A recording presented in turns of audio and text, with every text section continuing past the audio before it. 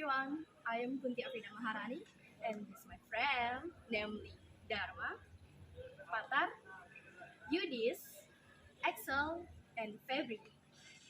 We are group 5 of class Sila.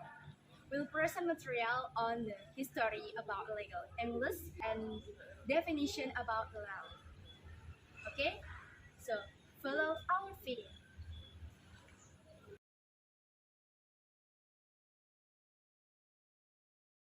Story of the British Isles. Pengaruh bahasa Latin mulai berkembang saat St. Augustine tiba tahun 597 Masehi untuk menyebarkan agama Kristen. Kata-kata Latin secara teratur digunakan dalam bahasa Inggris, terutama dalam bahasa profesional dalam profesi hukum. Bis Latin seperti inter, antara lain, dan versi insiap terhadap digunakan saat bahasa Inggris mulai berkembang sekitar 450 Masehi ketika muatan kapal Agnes Juknes tiba dari dataran Eropa Utara. Mereka menjadi cikal bakal Anglo-Saxon atau Inggris kuno. Meskipun Anglo-Saxon tidak memiliki bahasa profesi hukum yang berbeda, namun mereka telah mengembangkan jenis bahasa hukum yang telah bertahap sampai hari ini. Bahasa yang mereka bawa membentuk dasar kata yang dikenal sebagai Old Inggris. Hal ini memberikan kita 100 kata yang paling umum digunakan dalam bahasa Inggris. Selain kosakata, karakteristik Anglo-Saxon yang meninggalkan jejak dalam bahasa Inggris hukum adalah aliterasi. Aliterasi adalah persamaan bunyi yang terdapat pada deretan kata berkata. Bahasa Latin penting bagi hukum Inggris, terutama sebagai bahasa catatan pengadilan. Praktek penggunaan bahasa Latin versus dalam nama khusus artinya melawan digunakan sampai saat ini. Pengacara Inggris dan hakim juga sering mengekspresikan ucapan atau maksim tentang hukum dalam bahasa Latin. Contohnya, Civiet Empfort. Bahasa Inggris hukum juga dipengaruhi oleh bahasa Skandinavia. Selama abad ke-8, Viking mulai merampok pantai Inggris dan akhirnya menetap di sana. Law berasal dari bahasa Skandinavia untuk lay yang artinya that which is laid down. Tahun 1066, Normandia menyerbu dari utara Prancis dan menaklukkan Inggris.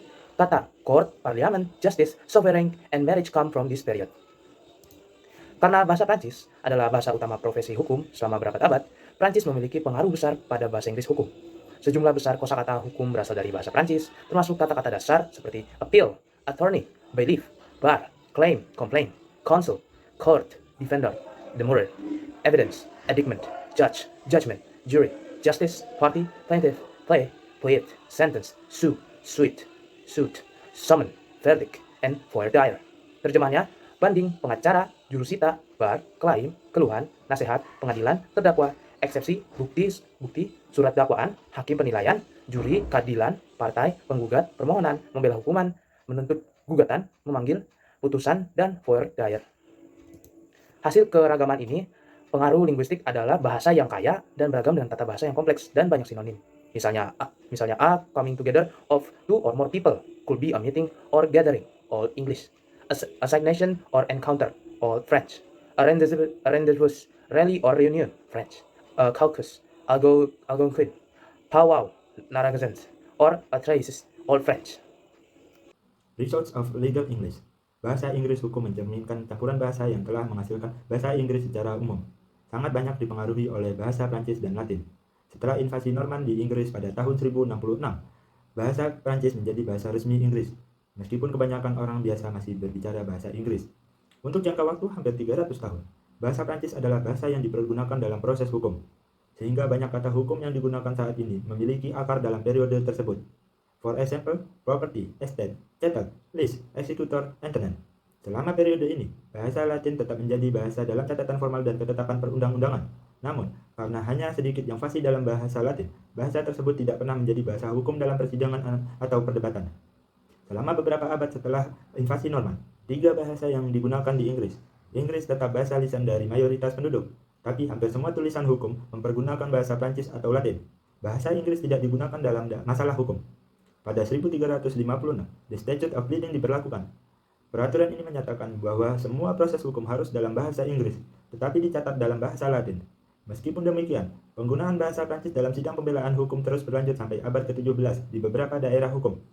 Pada periode ini, cabang baru, khususnya hukum komersial, mulai berkembang sepenuhnya dalam bahasa Inggris dan tetap relatif bebas dari terminologi berbasis Prancis. Bahasa Inggris diadopsi untuk berbagai jenis dokumen hukum pada waktu yang berbeda-beda. Surat wasiat mulai ditulis dalam bahasa Inggris di sekitar tahun 1400.